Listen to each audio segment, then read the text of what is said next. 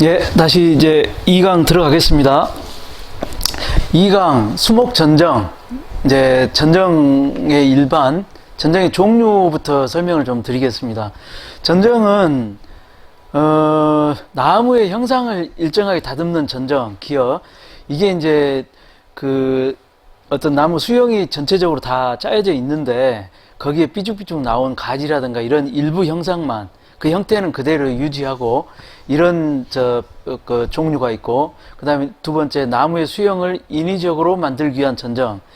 이런 경우가 이제 대표적으로 토피어리, 뭐 이런 큰 공원에 가보면 무슨 그 동물 모양으로 이렇게 나무를 깎아 놓는다든가 이런 경우 있죠. 토피어리. 그 다음에 뭐 철쭉 같은 경우도 마찬가지죠. 철쭉 자체가 원래 그러지는 않는데 이게 둥그렇게 한다든지 아니면 물결 모양으로 이렇게 파도 치듯이 이렇게 한다든지 이런 경우는 시간을 가지면서 조금씩 그 형태를 만들어가는 거죠. 이게 이제 인위적으로 만들기 위한 전정이고, 세 번째 생장에 불필요한, 이게 이제 뭐 가장 기본적인 전정 방법입니다. 죽은 가지, 그 다음에 뭐 병든 가지 이런 거 잘라주는 거. 전정의 기본 원리. 전정의 기본 원리에서 지금 오른편에 그림이 있는데 불필요한 가지의 종류. 결국 불필요한 가지를 잘라준다는 거죠. 밑에 아주 지면 가까이 나오는 맹아, 그 다음에 마른 거, 죽은 거, 그 다음에 위나 아래쪽으로 이렇게 수직 방향으로 가지가 자란, 아니면 안쪽으로 자란다든지, 서로 가지하고 겹친다든지, 아니면 나무하고 직각으로 해갖고 수평 방향으로 이렇게 자란다든지, 일반적인 나무 수형하고 좀 역행하거나 그런 경우를 좀 잘라주고, 죽거나 병든 가지를 잘라주는 불필요한 것들 제거.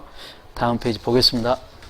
그 다음에 태풍 대비, 태풍이나 강풍 대비 이제 수형 정리, 이런 부분이 뭐 가로수 같은 경우도 크게 바람이 세게 불거나 이럴 때 나무가 넘어져서 차나 이렇게 사람 인명피해가 발생할 수가 있는데, 단지 내에서 그런 경우는 드물기는 하지만 그래도 그 가지가 이렇게 좀 약하다거나 아니면 좀 부러졌다든가 쳐졌다든가 이런 경우는 미리 대처를 좀 해줘야죠. 그래서 이런 수형 정리를 해줘야지 강풍 대비 나무가 피해가 발생하지 않을 거고, 병충해 발생 억지 이 부분은 대표적으로 향나무 같은 경우, 가위집과 향나무 같은 경우에 둥그렇게 이렇게 모양을 깎아주지 않습니까? 근데 대부분 그 안에 보면은 마른 가지하고 그 다음에 마른 썩은 잎 이런 부분이 안에 엄청 뭉쳐 있어요.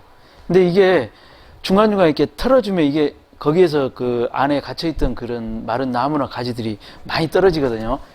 근데 이게 이제 왜 중요하냐면, 향나무 같은 경우는 큰 병으로 인한 피해는 없지만 통풍이라든가 채광, 이게 햇볕이 좀 들어가야지 이게 나무가 건강한데 거기에 가득 차 있으면 그게 이제 병충해 발생의 원인이 될 수 있으니까 2, 3년에 한 번이라도 좀 이렇게 제거해 주는 게 필요합니다. 그 다음에 생식 생장 유도, 이 부분은 과수원 같은 경우에 뭐 배라든가 사과 할 때 이렇게 내년에 올해 또 이렇게 과일이 잘 열리도록 하는 그런 전정. 그 다음에 화목류 같은 경우는 밑에 철쭉이 있는데 철쭉 같은 경우는 이렇게 잘 잘라줘야지 내년에 전정을 잘 해야지 내년에 꽃을 또 예쁘게 보고 모양도 하니까 이게 생식생장 유도가 되겠고, 이식수목의 TR률에 대해서 좀 간단히 말씀을 드릴게요.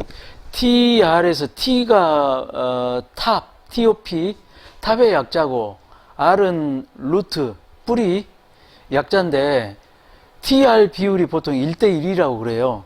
그러니까 지상부 위에 그 나무 수형하고 지하부 땅 밑에 그 뿌리의 그 형태라든가 비율이 거의 1대1에 가깝다는 겁니다. 근데 이제 원래 자연 상태에서는 이게 1대1로 가야 되는데, 이식을 하거나 했을 때는 그 분을 뜰 때 그렇게 크게 하면은 너무 무겁고 커서 이렇게 옮기지를 못하다 보니까 뿌리를 인위적으로 당근을 잘라줘서 이게 분을 작게 만들죠. 근데 이 상태로 하다 보면 뿌리에서 올릴 수 있는 양분이나 수분은 적은데, 위에 수관 쪽에서 그 요구하는 그 물량이라든가 양분은 되게 많아지다 보니까 이게 비율이 안 맞아서 이제 위에 상부 그 이파리라든가 이런 건 시들고 약해지고 그래서 병이 들고 고사할 수 있으니까 이식을 하고 할 때 뿌리 분 만큼은 아니지만 가지라든가 장가지라든가 그다음에 이파리를 많이 잘라줘서 그 DR 비율을 좀 어느 정도 조화롭게 맞춰줘야 한다는 이런 내용입니다. 그다음에 수목의 활력과 재생 유도 이 부분은 뭐 병충해를 있거나 했을 때 좀 잘라줘야지 새로 이렇게 가지도 자라고 한다는 내용이고요. 철쭉류. 단지에서 철쭉이 없는 아파트는 거의 없다 보니까 뭐 요건 기본적인 사항이 되겠습니다.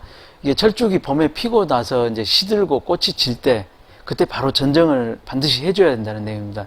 이걸 안 하고 시간이 좀 어느 정도 지난 상태에서 하면 이제 꽃눈이 바로 형성이 되거든요. 꽃눈이 형성이 되는데 그때 전정을 해줘 버리면 꽃눈이 다 잘려 나가니까 그러면 이제 내년 봄에 꽃을 볼 수가 없는 상황이 되는 거예요. 그냥 철쭉 모양만 있고 꽃이 없으니까 그래서 이런 부분을 좀 신경을 써줘야 되고요. 다음 페이지. 그 다음에 이제 철쭉 같은 경우가 그 교목 특히 소나무 하부에 많이 심어져 있죠. 철쭉이 이제 산성 토양을 좋아하고 소나무도 산성 토양을 좋아하다 보니까 소나무하고 철쭉하고 주로 많이 심는데 소나무가 좀 키가 적거나 그 다음에 수관이 넓어가지고 그늘이 지거나 많이 심어져 있거나 했을 때는 그 통풍이라든가 채광이 잘 안 될 경우 철쭉은 또 양지식물인데 이런 경우는 이제 철쭉 생육 상태가 안 좋아져서 이렇게 모양도 안 좋고 꽃도 안 예쁘고 그래서 소나무가 키가 적거나 채광이 안 좋을 때는 철쭉의 키를 좀 낮춰서 햇볕을 좀 어느 정도 받게 해주는 그래서 30cm 내외 근데 소나무가 되게 크거나 그래서 햇볕 받는데 문제 없다 그러면 키를 인위적으로 줄 필요는 없을 것 같고요. 근데 반대로 이제 진달래 같은 경우는 우리 산에 가시다 보면 뭐 소나무라든가 큰 나무 밑에 이렇게 꽃을 피우고 하잖아요. 그래서 이 진달래는 반음지식물이에요. 그래서 그늘에 그렇게 크게 신경을 안 써도 되는데 진달래는 또 전정 누가 나를 자르는 걸 별로 좋아하지 않다 보니까 이렇게 전정을 안 해줘도 되고 다음 소나무.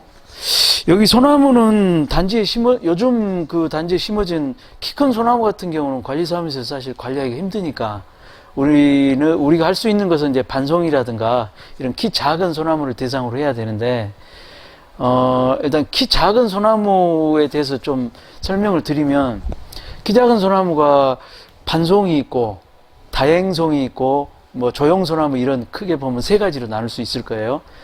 근데 좀 구분을 하자면 반송은 땅 지면에서 굵은 줄기, 굵은 줄기가 약간 올라온 상태에서 이제 가지가 이렇게 나눠지는 그런 걸 반송이라고 그럽니다. 근데 다행송은 지면부터 그냥 가지처럼 이렇게 쫙 나눠져서 하는 그게 이제 다행송이라고 그러고 그 다음에 조형소나무는 일반 소나무인데 분재처럼 키를 외소화시킨 키 작은 소나무라고 보시면 됩니다. 그래서 조형소나무는 그냥 일반 소나무처럼 줄기가 큰 줄기가 이렇게 끝까지 올라가요. 가지도 똑같고. 근데 단지 이제 키를 좀 줄여놨다는 거. 근데 그 가격은 반송이 가장 비싸죠. 근데 이제 뭐 다행송이라든가 뭐 조형소나무를 갖다 놓고 반송 가격에 이제 아파트 샀다 그러면 그건 조금 너무 가격을 많이 주게 된 거죠. 그다음에 소나무 또 참고로 이제 2엽송이 있고 3엽송이 있고 5엽송이 있어요. 소나무 이제 2엽송은 일반적인 소나무. 그다음에 3엽송은 우리 옛날에 산에 많이 심었던 리기다 소나무, 아파트 단지에도 울타리 가까운 데는 좀 심어져 있죠. 리기다 소나무, 또 백송 이런 종류가 2엽송이고 5엽송은 잣나무 종류, 섬잣나무라든가 산에 있는 그 키 큰 잣나무 이런 종류가 5엽송이고 소나무는 전정이 죽은 가지 제거하는 거하고 순지르기 이거 두 가지가 이제 주요 내용이라고 볼 수 있겠습니다. 순지르기는 다른 말로 이제 순따기라고도 하고, 이제 봄에 새순이 올라왔을 때 해주는 건데, 이 순지르기가 지금 오른쪽 그림에 보면 이렇게 새순이 5개 그림을 보고 설명을 드릴게요. 새순이 이렇게 5개가 올라왔는데, 이걸 그러면 순따기를 이게 잘라주지를 않고 그대로 놔두면 어떤 현상이 일어나느냐. 이게 이제 새순이 전부 가지가 되는 거예요. 내년에는 나무 가지가 돼. 그러면서 이제 반송 같은 경우는 그대로 안 자르면 이렇게 그 길이가 길어지겠죠. 그럼 반송이 키가 커지는 거죠. 반송은 원래 키가 작아야 되는데. 그 다음에 이게 5개가 다 가지가 되다 보니까 가지가 너무 많아져. 그래서 안에가 복잡해지고 그러다 보니까 이제 순지리가 필요한 건데, 순딱이. 그러면 여기서 보통 2개 내지 3개를 남기고, 근데 가지가 적다 그러면 더 많이 남길 수도 있겠죠. 근데 보통 일반적인 경우 2개에서 3개 남기는데, 그럼 어떻게 하느냐. 윗부분에 이제 그 어린 솔잎처럼 이렇게 점점점 있는 부분이 이제 암술이에요. 암컷. 암술이고, 밑에 부분에 보면 이렇게 그 어린 솔잎처럼 이게 없는 약간 이렇게 반지를 한 부분, 이 부분이 수컷. 그래가지고 이제 위쪽에 암술 쪽에는 이제 솔방울이 열리고, 그 다음에 아래쪽에는 이제 그 방울방울 조그맣게 구슬처럼 하면서 이제 봄철에 바람에 날리는 송화가루가 여기서 날리는 거고. 근데 이제 여기서 뭐 2개 내지 3개를 남긴다 그러면, 가지를 2개 내지 3개만 남긴다 그러면 이 수술, 이게 그 어린 저 솔잎 없는 부분을 잘라주면 이게 자라지가 않고 그냥 가지가 되지가 않아요. 이거는 그냥 거기서 중단이 되는 거죠. 근데 이제 암술 부분에서 어린 솔잎이 있는 거기서 저 암술 시작 부분에서 한 3 내지 4cm 위를 보통 잘라줘요. 그러면 이거는 이제 키가 적어지면서 가지가 자라겠죠. 그 다음에 가지도 많아지지 않으니까 그렇게 너무 막 어지럽지 않은 상태로 이제 반송이 자라게 되는 거죠. 그래서 이제 봄에 이거를 좀 반송 같은 경우는 관리를 해줘야 된다. 예, 다음 페이지 넘어가겠습니다. 이제 방법은 앞에 이제 말씀을 드렸으니까 이거 한번 보시면 될 것 같고, 그 다음에 이제 4번째 벚나무, 단풍나무, 자작나무가 있네요. 이 부분은 주의사항이라고 이제 해놓은 건데, 자작나무 같은 경우는 이제 그 남부지방이라든가, 그 다음에 요즘에는 윗부분에는 이제 좀 고급수로 해갖고, 저 중부지방 이북으로는 이제 심는 경우도 있는 것 같은데, 이렇게 큰 줄기를 자를 때, 큰 줄기를 자를 때 좀 조심을 해야 된다. 뭐 이렇게 썩어 죽거나 그런 경우는 많지는 않은데, 이 오른쪽의 그림처럼 맨 상부를 이렇게 수평으로 주간을 자를 때 이게 잘못하면 저희가 부패가 일어나면서 부패 현상이 밑으로 이렇게 부가 밑으로 계속 진행이 돼요. 잘못하면. 그래가지고 이제 나무가 죽거나 이럴 수가 있으니까, 벚나무, 단풍나무 같은 경우는 부득이 잘라줘야 된다. 너무 높이가 높거나 이랬을 때 잘라줘야 된다. 그러면 그 잘라줄 부위에 가장 가까운 그 측지, 옆 가지, 거기 기준으로 그 선하고 이렇게 비슷한 그 각도로 비슷하게 잘라주라는 거예요. 그래가지고 거기서 도포제를 발라요. 도포제라고 하면 뭐 농약성이나 이런 게 가면 이제 다 주실 겁니다. 뭐 톱신 페스트라든가 뭐 이런 종류가 있어요. 거기 발라주면 이제 썩지가 않고, 안 발라줘도 이제 그렇게 막 죽지는 않는데, 발라주는 게 이제 상처도 빨리 아물고 하니까요. 예, 그걸 좀 주의해 주시고, 다음 페이지 보겠습니다.